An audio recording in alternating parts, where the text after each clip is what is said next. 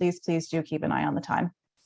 And next we go to Corinna Turbes, Policy Director at the Data Coalition on Spending Transparency Initiatives included in the passage of the Data Act and GREAT Act and the Congressional Budget Justification Transparency Act. Corinna.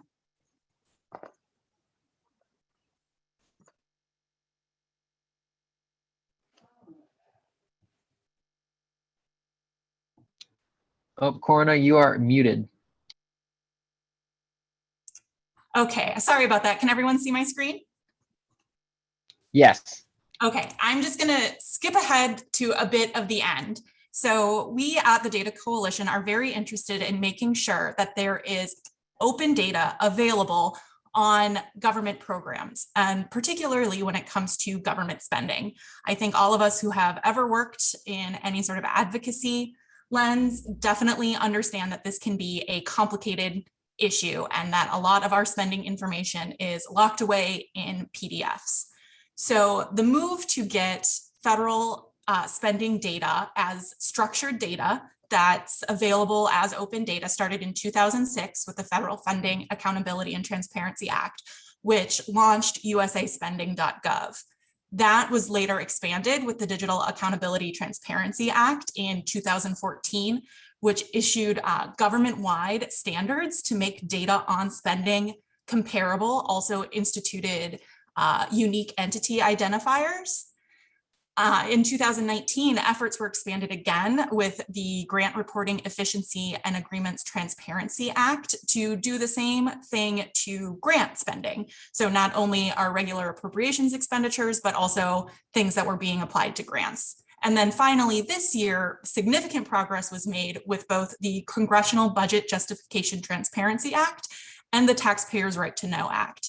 The Taxpayers' Right to Know Act will create an online inventory of government programs, including detailed budget information that will be available online. And then the Congressional Budget Justification Transparency Act will provide the budget justifications provided to Congress by the executive branch in a machine-readable open data format. So for any of you who have had to pour through thousands of documents or thousands of pages of PDFs to find your line item, this act will make that more readily searchable, readily available, and ensure that it lives on a centralized website. Oftentimes we find these dead links of previous years congressional budget justifications just gone.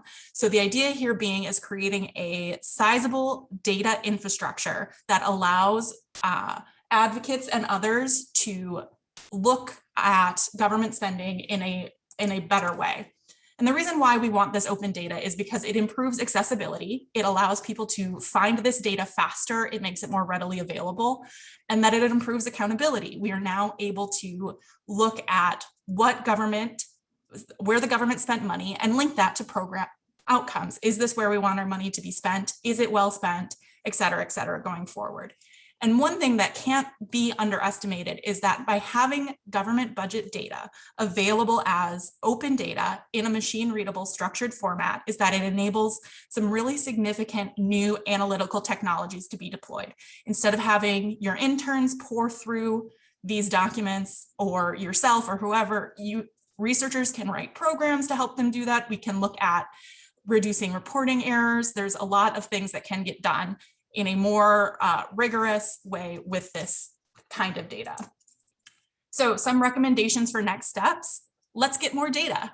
A lot of implementation still needs to happen on all of these bills, and they're making some big steps forward, but we can look at things like category management. So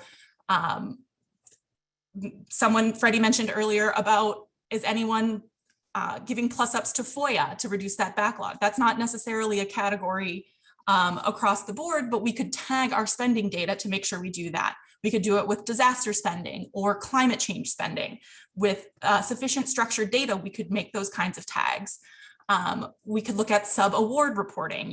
If a grantee receives money, are they sending it out to sub-awards?